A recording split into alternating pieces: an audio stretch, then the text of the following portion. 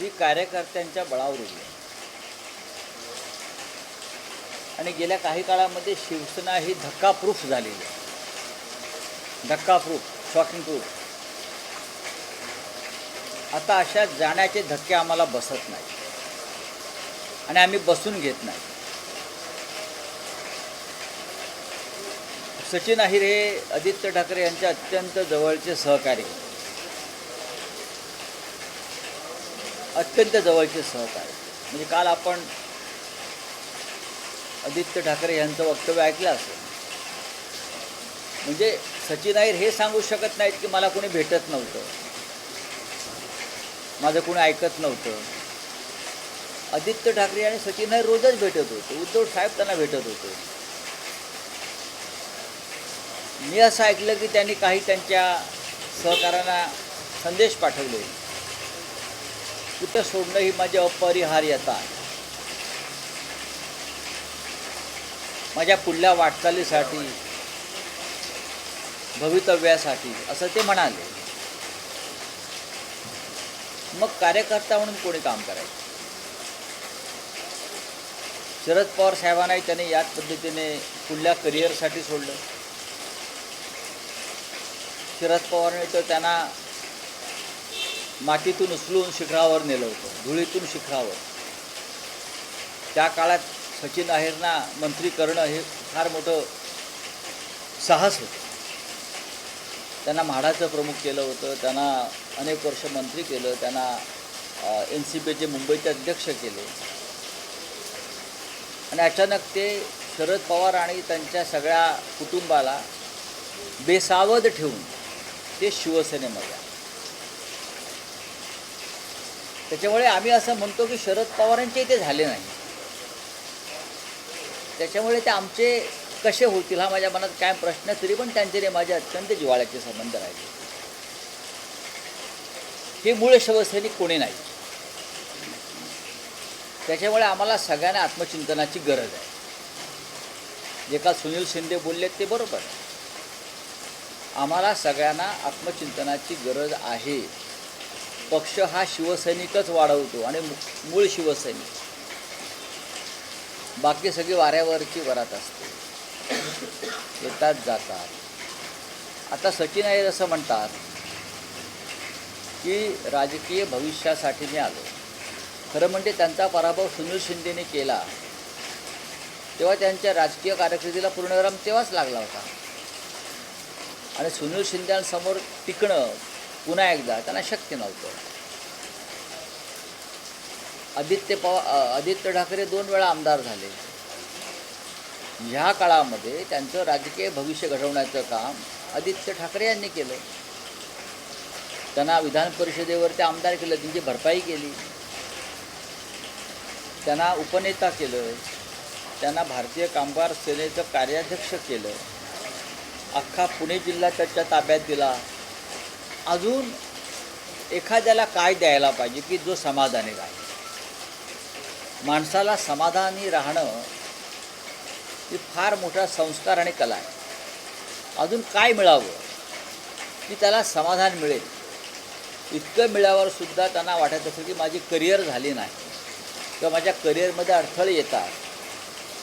आणि त्यासाठी मी तुमच्यावरती, आम्ही सगळ्यांनी इतकं प्रेम केलं, ठाकरे कुटुंबाने केलं, शिवसैनिकांनी केलं. त्यांना अंधारात ठेवून झोपेत असताना डोक्यात दगड टाकून निघून गेलात. ह्याला इमान म्हणत नाही. बघा, मी अत्यंत सौम्यपणे बोलतो. आता ते गेलेले आहेत. कोणाकडे गेले? तर एकनाथ शिंदेकडे गेले. काय दिलं? तर त्यांना उपसभापती पद दिलं. अजून काय देणार? अजून कुठेतरी उमेदवारी देतील. पण तुमचा जो राजकीय प्रवास आहे त्या राजकीय प्रवासामध्ये जागोजाग तुम्ही ज्या खाणाखुणा दिसतात, अडथळे आहेत, हे तुम्हाला इतिहासामध्ये कलंकित करणार आहे. एखाद्या पदाशिवाय जर एखादा कार्यकर्ता किंवा नेता राहू शकत नसेल तर ती लालच तुमच्या राजकीय कारकिर्दीचा अंत करू शकते. एवढंच मी सांगू शकतो. सचिन अहिर गेल्यामुळे वाईट जरूर वाटलं मला, ते सहकारी होते, पण त्यांनी असं करायला नको होतं, कारण त्यांना सर्व काही मिळालं होतं, सर्व काही दिलं होतं. मान सन्मान प्रतिष्ठा पद, ज्या पदासाठी गेले ते पद, हे सर्व दिल्यावर जर एखादा माणूस जात असेल आणि त्याला फोडल्याबद्दल एकनाथ शिंदे विकट हास्य रावणाप्रमाणे करत असतील, ते काल रावणाप्रमाणे हसेल. कसले चौकार आणि षटकार मारताय तुम्ही, मला सांगा जरा. आज तुमच्या हातामध्ये पाशवी सत्ता आहे, पैसा आहे आणि दिल्लीतील व्यापाऱ्यांचा आशीर्वाद आहे, म्हणून तुम्ही करू शकता. तुम्ही असे कार्यकर्ते फोडून दाखवा ज्यांना काहीच नको आहे, ज्यांना काही नको, ज्यांना कोणताही मोह नाही तुमच्या पदाचा, प्रतिष्ठेचा, पैशाचा, आणि मग अशा प्रकारे हसून दाखवा. काय चाललं या राज्यामध्ये? या राज्याची जी नासाडी सुरू आहे, वैचारिकदृष्ट्या, सांस्कृतिकदृष्ट्या जे अधपतन सुरू आहे, त्याचा काळा कुठे इतिहास जेव्हा लिहिला जाईल तेव्हा त्यातली अनेक पानं ही देवेंद्र फडणवीस आणि एकनाथ शिंदेवर लिहिलं जाईल. पण राऊतसाहेब, आता तुम्ही एक मोठं विधान केलं. तुम्ही म्हणालात की पक्षाला आत्मचिंतनाची गरज आहे. गेल्या 4 वर्षात जे काही घडलं आणि अलीकडच्या काळात 6 खासदार पुढले आणि काल सचिन अहिर यांचा एक अनपेक्षित धक्का. आता हे आत्मचिंतन कधी केलं जाणार आहे? आणखी किती वाढ बघितली जाणार? एक लक्षात घ्या तुम्ही, 6 खासदारांपैकी 5 हे काँग्रेसमधून आले होते. आता माझ्या बाजूला अमोल पवार आहेत, त्यांना जिल्हा परिषदेची उमेदवारी मिळाली नाही तरी ते पक्षाबरोबर आहे. ते विधानसभेला सुद्धा इच्छुक होते. खेडला बाबाजी काळ्यांना उमेदवारी दिली, त्यांनी बाबाजी काळ्यांचं काम. असे कार्यकर्ते दुर्मिळ असतात, असे कार्यकर्ते फार दुर्मिळ असतात. पक्षाबरोबर राहणारे, जे दुसऱ्या प्रवाहातून आले मग पक्षाबरोबर राहणार. सचिन अहिर यांच्यासारख्याला सर्व काही मिळालं, जे 5 खासदार फुटून गेले त्यांना सर्व काही मिळालं. इतकंच कशाला, एकनाथ शिंदेना या पक्षातली सर्वोच्च पदं दिली. त्यांच्या मुलाची डॉक्टरकी जी आहे ती संशयास्पद आहे, ती चालेल नाही चालेल, म्हणून उद्धव ठाकरेंनी त्याला करिअर म्हणून खासदार केलं. आता तो आम्हाला अक्कल शिकवतो. हे सगळे त्यांच्याबरोबर गेलेला प्रत्येकजण हा उद्धव ठाकरेंचा आणि शिवसेनेचा लाभार्थी आहे. सगळे लाभार्थी जात आहे, हे लक्षात घ्या. सगळे लाभार्थी चाललेले आहेत. ज्यांना जास्तीत जास्त लाभ दिला आमच्या सरकारच्या विरोध असताना, की आम्हाला माहिती आहे हा माणूस टिकणार नाही, हा माणूस राहणार नाही, तरी त्यांना देण्यात आलं. माणसांची ओळख राजकारणामध्ये ही एका नजरेत व्हायला पाहिजे. पण राऊतसाहेब, हे जे तुम्ही विधान म्हणाला ही ओळख चुकलेली आहे का? शिवसेना, उद्धव ठाकरे किंवा उद्धव ठाकरे, हे माझं मत आहे. उद्धव ठाकरेंची व्यक्ती, मी उद्धव ठाकरे साहेबांचं बोलत नाही. माणसांची राजकारणामध्ये ओळख असायला पाहिजे. सगळी मंडळी होती आणि जी आता त्यांना सोडून चालली. नाही, आपण काही लोकांना कारण नसताना थोडं अति देतो, त्याच्यामुळे इतर निष्ठावंतसुद्धा नाराज होतात. ज्यांच्यामुळे पक्ष उभा आहे, ज्यांच्यामुळे पक्ष टिकला आहे, हे सर्वात पक्षातल्या गोष्टींविषयी म्हणतो. आता धनंजय मुंडेंना का कमी दिलं होतं शरद पवारांनी? अजित पवारांना का कमी दिलं होतं? शरद पवार नसतील अजित पवार कोण होते? कर्तृत्व, कर्तव्य या पुढल्या गोष्टीवर सत्ता आला होती. एकनाथ शिंदेंना जर माननीय उद्धव ठाकरेंनी एका पाठोपाठ अशी पद्धत दिली नसती तर कसलं कर्तृत्व आणि कसलं कर्तव्यकारी नगरसेवकच राहिले असते ना. ते झरा जो आहे मूळ त्याचं स्तोत्र आहे, तो पक्ष असतो, तो नेता असतो, हे लक्षात घेतलं पाहिजे. आणि ज्या दिवशी एकनाथ शिंदे दमतील हे सगळं गोळा करताना आणि पडतील, तेव्हा त्यांना शेवटी 5 फूट जमीनच लागणार आहे. लक्षात घ्या, 2 गज जमीनच लागणार. माणसाला कुठे थांबावं हे कळलं पाहिजे. ज्याला एक कुठे थांबावं कळत नाही त्याचा अंत अत्यंत वाईट होतो. नाही, पण जे सचिन अहिर तुमच्या पक्षातून गेले काल त्यांनी एक असं विधान केलं आहे की साधा जे दगड उचलत नाही त्यांनी मला शिकवण्याच्या भानगडीत करू नये. शिवसेनेमध्ये येऊन त्याने किती दगड मारले? शिवसेनेत आल्यावर त्यांनी किती दगड मारले हिशोब द्यावा ना. आधी काय चाकू सुरे फिरवले असतील मला माहीत नाही, ते आम्ही फिरवले. पण शिवसेनेमध्ये येऊन किती दगड मारले? शरद पवारांनी काय दगड मारले होते काय? आता जे गेलेत एकनाथ शिंदे किती दगड मारले? ते म्हणतात बेळगावच्या आंदोलनात गेलो. दाखवा ना, मी रोज म्हणतो दाखवा. आंदोलनं शिवसेनेची होती, हे नेते होते. पुढे दगड मारणारे वेगळेच. दगड मारणारे आजही मूळ पक्षामध्ये आहेत, हे तुम्हाला मी सांगतो. ते गेले नाहीत. दगड मारणारा प्रत्येक कार्यकर्ता आजही मूळ पक्षामध्येच आहे. तुमच्याबरोबर गेलेले आहेत ते आर्थिक लाभासाठी गेले. इथे ज्याने लाभ मिळवला ते तिकडले लाभार्थी होऊ इच्छित आहेत. हे लाभार्थी इकडून तिकडे जात आहेत. उद्या इथे लाभ मिळाल्यावर ते परत आमच्या दारामध्ये उभे राहतील. पण अलीकडच्या काळात उद्धव ठाकरेंनी मुख्यमंत्र्यांच्या बाबतीत, फडणवीसांच्या बाबतीत जी काही विधानं केली, पंतप्रधानपदासाठी आमचा त्यांना मराठी माणूस म्हणून पाठिंबा आहे किंवा अलीकडच्या काळात झालेल्या भेटीगाठी, तर त्यावर शिंदेंचं असं म्हणणं हे सगळं पुतना मावशीचं प्रेम आहे. मला कारण फडणवीसांना अटक करण्याचा, उद्धव ठाकरेंना अटक करण्याचा कट होता. बघा, हे खोटं आहे. मुळात हे खोटं आहे पूर्णपणे. कोणी त्यांना अटक करत नाही. कोण त्यांना कशा करता अटक करेल? असं त्यांनी काय केलं की त्यांना अटक करावी? हा, गुन्हे आहेत त्यांनी केले.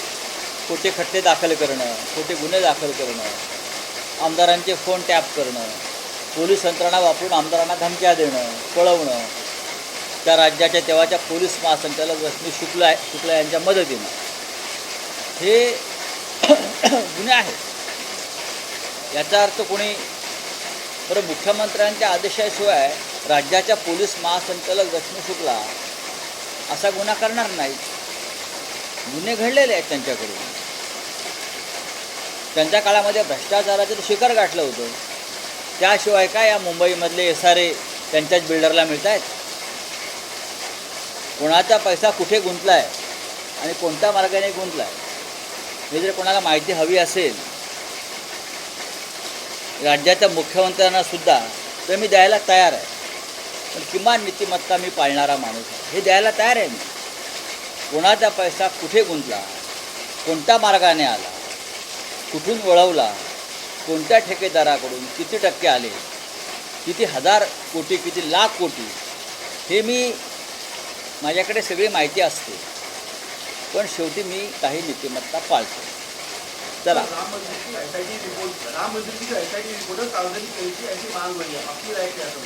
हमारी राय क्या होगी? चंपत राय को सबसे पहले अरेस्ट करो, अनिल मिश्रा को अरेस्ट करो, गोपाल राय को अरेस्ट करो. जिसने वहाँ ज़मीनें खरीद कर ट्रस्ट को बेचा है, वो अयोध्या के मेयर को अरेस्ट करो. ये छोटी मछली को आपने अरेस्ट किया है. राम मंदिर को लूटा है ये लोगों ने. ये सबसे बड़ा रामद्रोह है, सबसे बड़ा देशद्रोह भी है. अगर ये और कोई लोग करते तो आप पूरी भारतीय जनता पार्टी सड़क पर उतर, हिंदुत्व खतरे में, तो आप क्या हिंदुत्व को 4 चांद लग गए? बताइए. SIT की रिपोर्ट सार्वजनिक करनी चाहिए, ये पहली बात है. और मैं ये भी कहूँगा, राम मंदिर ट्रस्ट का जो भ्रष्टाचार हुआ है उसके लिए जो जांच कमेटी होगी, वो सभी पार्टी का एक मेंबर उसमें होना चाहिए. चाहे JP से लगा दो. ये देश का विषय है, ये देश को लूटने का विषय है. राम मंदिर हमारे हिंदुस्तान का, हमारे देश का एक राष्ट्रीय प्रतीक है. आप उनको ही लूट लिया. तो मैं कहूँगा कि ऑल पार्टी इंक्वायरी कमेटी लगाइए. आप जो बातें छुपा रहे हैं, दबा रहे हो ना, ये ठीक नहीं है. आपने हाल ही में घोषणा की थी कि उद्धव ठाकरे खुद जाएंगे. हम जाएंगे, राम मंदिर हम जाएंगे. हम सब लोग, ये जो राम द्रोह किया है कुछ लोगों ने, उनके खिलाफ हम आंदोलन भी करेंगे।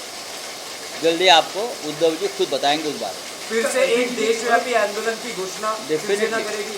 देखिए, कल आपने देखा होगा कांग्रेस के स्टेट प्रेसिडेंट उत्तर प्रदेश के अजय राय साहब जो अयोध्या निकल रहे थे, राम मंदिर में निकल रहे थे, उनको धर दबोचा और उनको अरेस्ट किया।